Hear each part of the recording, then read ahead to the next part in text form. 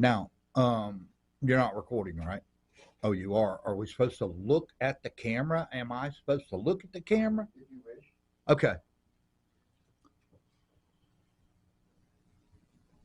Can you delete what I just did?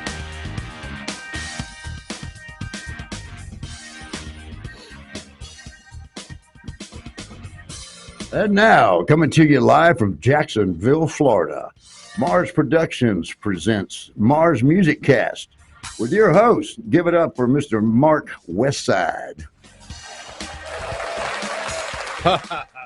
Oh, thank you very much, Mr. Clay. Hey, welcome everyone to our second episode of the Mars Productions today. Man, I'm excited for this one. Have we got a great guest today? Man, I tell you, it's been one of those weeks this week. Wow, how things come at us, those curveballs do all the time. But we have to realize, and I have to realize at times, there is no situation that I'm going to go through that I'm going to need to take a drink or a drug. And I've learned that. I've learned that in these rooms. And have we got an exciting guest today, man? I'm glad to have him. We have Jack Horner today. He's our second guest.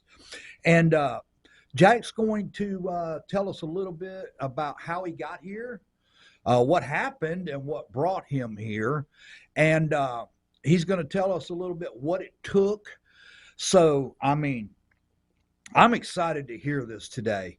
And then we'll have a performance at the end.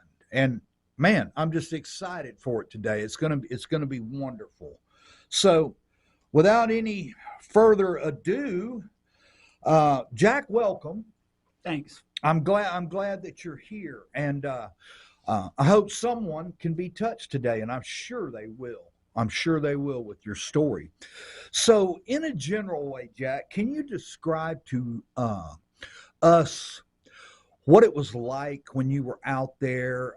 Tell us a little bit about yourself and what happened. And I'll turn it over to you, Jack. I'm Jack, and I'm an alcoholic, and I'm an addict. Generally, if I'm in an AA meeting, I identify as an alcoholic, and the reason for that is, I was first introduced to AA when I was 18 years old. I got drunk driving in 1984, and I spent 31 years trying to prove I didn't need it. I had a really big meth thing going on for 20 years. Back in 2000, I got a year of sobriety. I got a good job, and I got job training. And at that point, I thought, meth was my problem. I deserved to drink after work. And I drank. And in my head, I thought I was drinking successfully because I had a job and I was drinking. I did that for another 15 years. So I absolutely know, at that time, I thought there was a difference between being an alcoholic and an addict. Today, I know I am truly an alcoholic and I'm an addict, but I don't separate the two. They're the same thing. Okay. I got you. All the same. Yeah. Okay. All right. So with that being said, that there is no difference between, to you, in your opinion, between alcoholism and drug addiction. You said in the year 2000, you had a 1 year of clean time. Yeah. Well, during that time, was there any recovery programs or 12-step programs that you were affiliated with? So at that time, I was, at the strong suggestion of my mother, I went to an inpatient because I had a meth addiction that I could not stop. I went to an inpatient program. Okay. And I stayed there for 60 days, and I got off meth. And I worked a program for a year. The state of California has a program where if you are a recovering alcoholic and addict, they will pay for your job training. And I got my year. I had a sponsor. I kind of did a half-ass, dance around the steps. I did this program that the state of California did, and they gave me job training. They sent me to HVAC school and paid for it. Now, this was the first time you realized you had this meth problem, and this was the first time that you ever really had what we call a moment of clarity. Yeah, yeah. I went into that program and into that inpatient thing with the idea of show me how not to get high, because I didn't know how to do that. I lived all my life getting high since I was 12, and I didn't know how not to do that. And I went in with the attitude, well, tell me the magic words, because I don't know how to do this. And I was willing at that time. I was willing, and at the time, I could not take care of myself. I was a grown man. I was in my early 30s, and I did not have the ability to take care of myself. So I was willing at that time to do something different. Mm-hmm. Okay. Well, so this was the first time that you'd ever tried recovery, correct? Yeah, yeah. And well, actually it wasn't. I had gone to an outpatient thing before that. And I went to the outpatient thing, and they basically told me, don't get high and come back next week. And it didn't work. I couldn't do that. Mm-hmm. So that's why I went to the inpatient thing. Okay, so you went inpatient. Yeah. I got you. And was this 12-step recovery? Yeah, it was. It's kind of very similar to some of the inpatient things they have around here. They, from what I know from my experience anyway, is most of the recovery places try to get, I've done it all the different ways. I've done it through outpatient. I've tried through outpatient. I've tried through inpatient, and I've also had extended bouts of recovery in just walking into AA meeting and praying to stay sober that day, on one day at a time. And this basically all started in the year 2000, in the millennium. That was the start. That was the beginning. That was the beginning. That was the beginning of my journey, I would say. I got you, into recovery. Yeah. Okay. And okay, well, can you describe to us from that point forward what went on with you that you didn't, that caused you to come in and totally surrender? So after 2000, I got this great job, and in my thinking, I was like, well, I got this job now. That's what I thought I had arrived. I got a job. I could support myself. I deserve to drink after work. And I convinced myself that meth was my problem, not alcohol. Oh, okay. And I started drinking after work. Now, I didn't go anywhere. I didn't do much because I was so terrified of losing that job. And the way that job became my higher power. As long as I didn't lose that job, I could drink. And in my head, I was drinking successful. Doing pretty well financially. Yeah, doing all right financially in the job. Yeah, okay. And the job was number one. As long as I didn't lose that job, I figured I could do this. Mm-hmm. Well, I moved to Maryland. Okay. And I hated it there. From California. From California to Maryland. And was this move maybe a geographic move for you to try to change? It was. I had the offer to move from my mother. I could have stayed in California, but I had no family in California, and I decided, I want to see what something different is like. And I went there, and I absolutely hated it. I lived in a basement. I rented a room from my mother in the basement. Uh-huh. And I went to work every day, and I drank every night. Okay, just so they understand, when you were in California, no family there. No family. No, I mean, I have a cousin that we're not really in contact, or a couple cousins we're not really in contact with. Okay, and so you moved to Maryland to be close to your mother. Yeah, exactly. And hopefully for this geographic change. With your addiction. Yeah, and the geographic, it did get me away from the temptation of doing drugs again, because one thing I know is if you want to get in trouble, go looking for dope somewhere you've never been before. At the time I was okay with just drinking. I really didn't like Maryland, and I started driving down to Jacksonville to visit my father. And at the time I had saved up some money, and I decided I didn't want to live in Maryland. My father hooked me up with a realtor, and I got a transfer through my job to come down to Jacksonville. Okay. Okay. I came to Jacksonville and bought a house. I was here for about a month, and my father passed. And I ended up getting my house, and I have other family here in Jacksonville, my father's side of the family, and I still wanted to stay in Jacksonville. And I got my house, I still had my job, and I drank and went to work, just like I did up in Maryland. I started talking to a girl in California. Well, you did this in California too, right? Yeah. Drank and went to work. Drank and went to work. Didn't like Maryland, the basement, all of that. Just didn't care for Maryland, the geographic there. Moved down here, bought a home with your father. Then the situation happened with your father passing. So then drinking and work. Drinking and work. I started talking to a girl I knew in California, and I really liked this girl. She told me, you know, if you weren't drinking, we might be able to have a relationship. And I said, I have this great idea. I'm going to go to AA. And I walked into a club here in town, and I walked in knowing that AA works because I'd been involved with it and I'd seen it work in other people, and it worked. It got me what I wanted. It got me that job. It got me that security, that job security. So I walked back in, and I was ready. I knew you're supposed to do a meeting every day, and I was like, I was willing to do that. But I walked in, and I remember there were steps and sponsorship. I didn't want to do that. I wasn't ready to do that. But I'll go to a meeting every day. I stayed sober for a month, and I flew to California, and spent a week with the girl.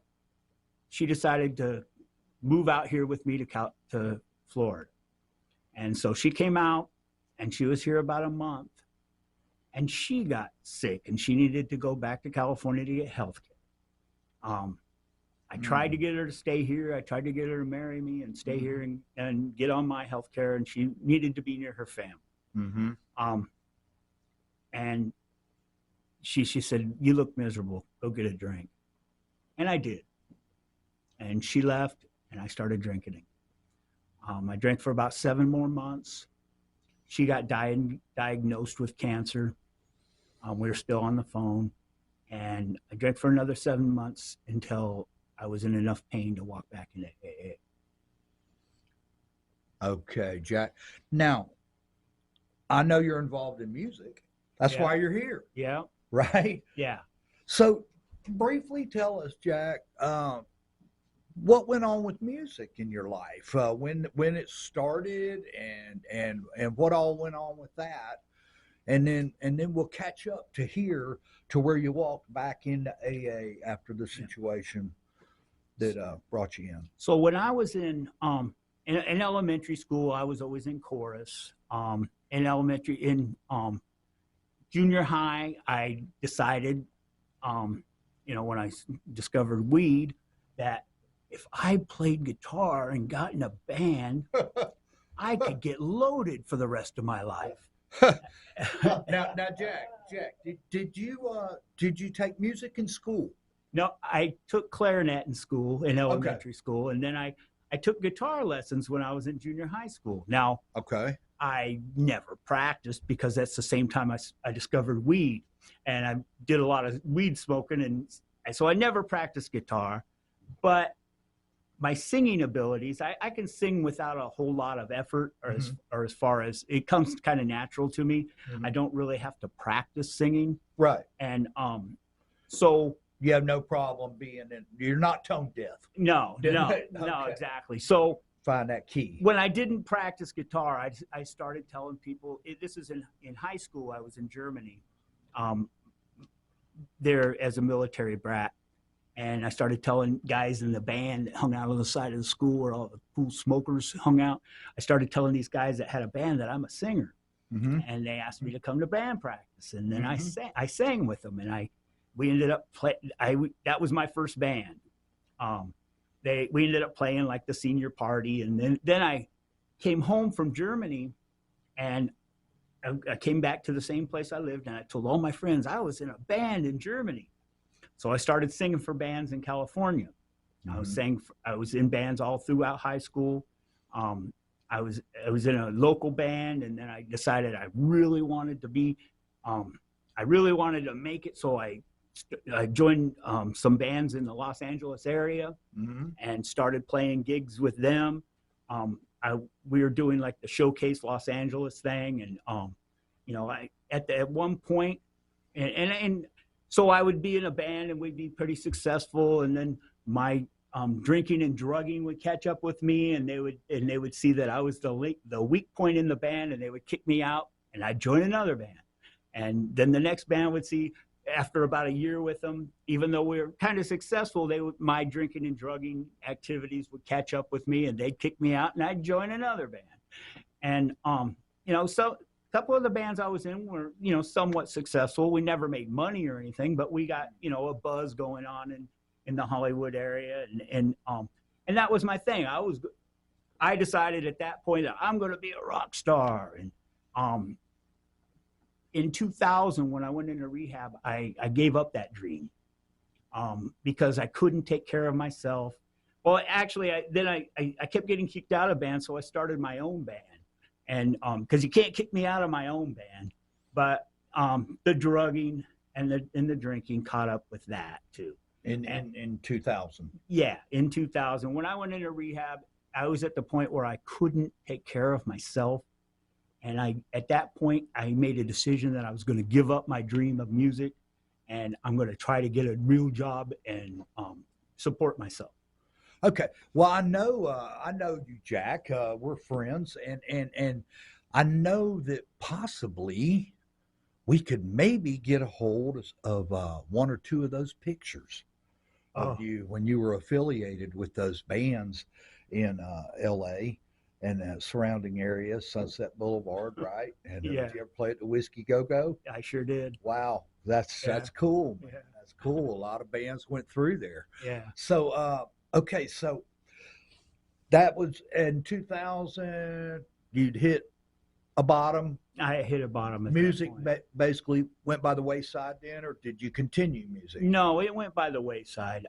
All my association with music was in my head. It was based on, you know, drugs and alcohol. Okay, And I got you.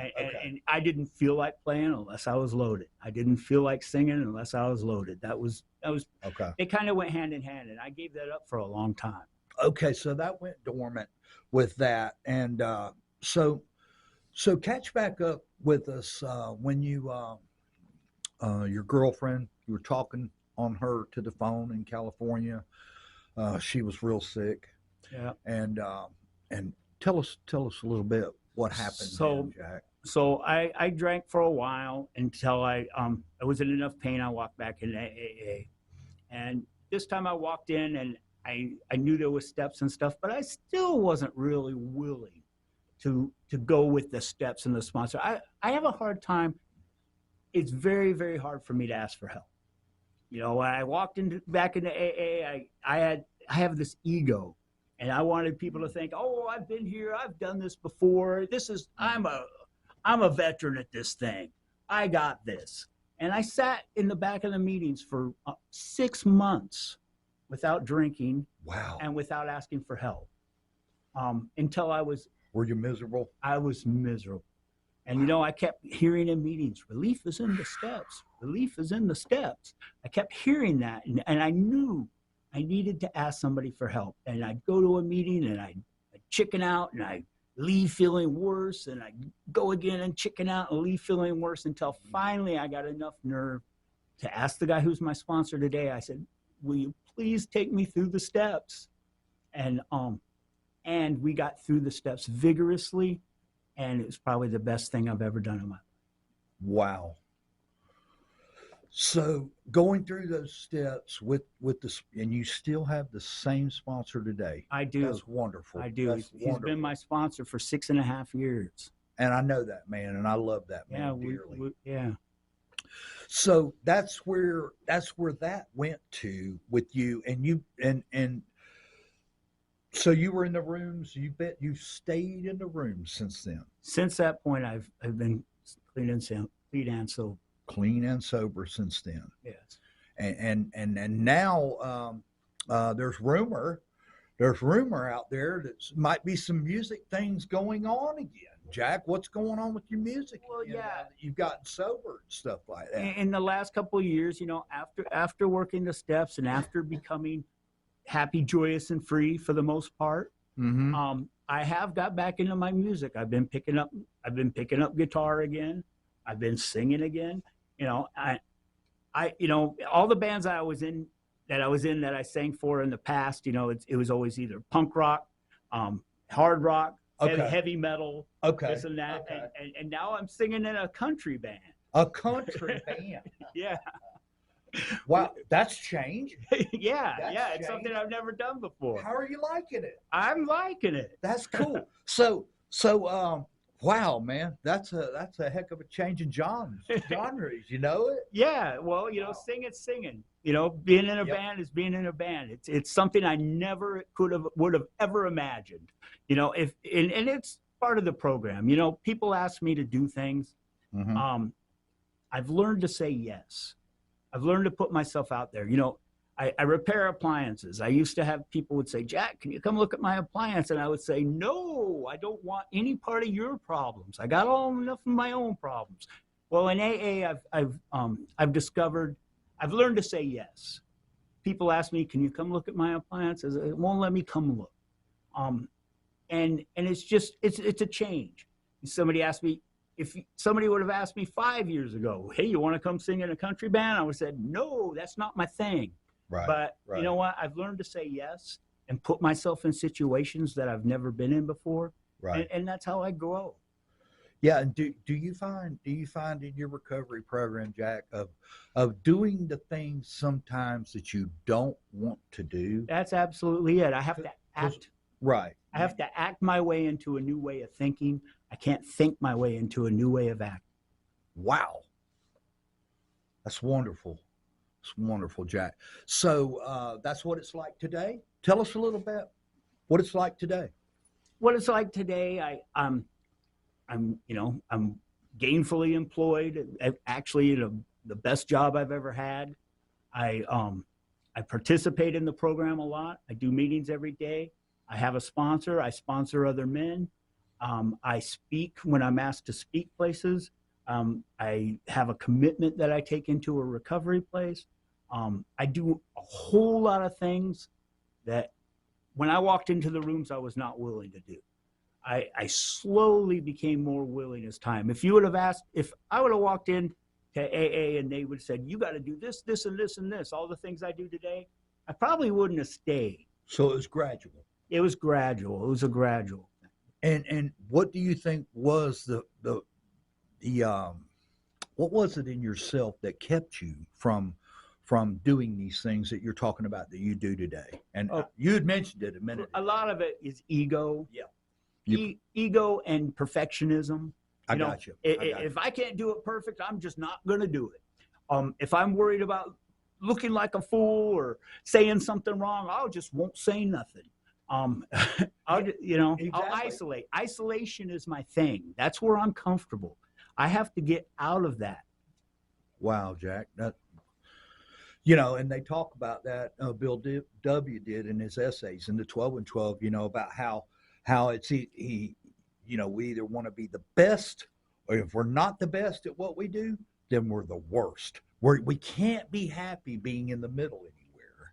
But it sounds like to me today that you're okay being in the middle. Yeah, I'm okay. I'm just another guy. Just another guy. I don't have to be the best at anything, and I don't have to be the worst. Just another bozo on the bus Yeah. today, like me. Man, what a story, man. I really enjoyed that, Jack. That was wonderful. So today, and I've heard through the grapevine also that you do a little bit of your own writing. Yeah, as far as my music career went, I'm an okay singer. I'm an adequate guitar player. Okay. But I'm a really good songwriter. I mean, that's the one thing That's yeah. Okay. I can write. So I can write a song. That's probably my strong point. Would you do one for us today, Jack? Yeah, I'll do a song today. Man, because we really want to hear that. Jack, All thank right. you for your story. All right. Thank you, Mark. Thank you.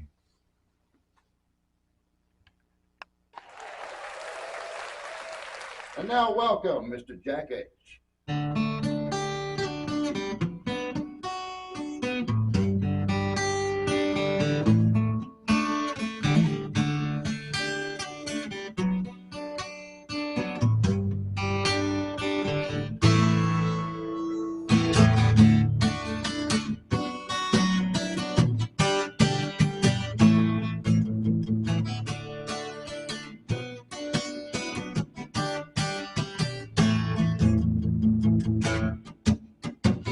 Jimmy quit.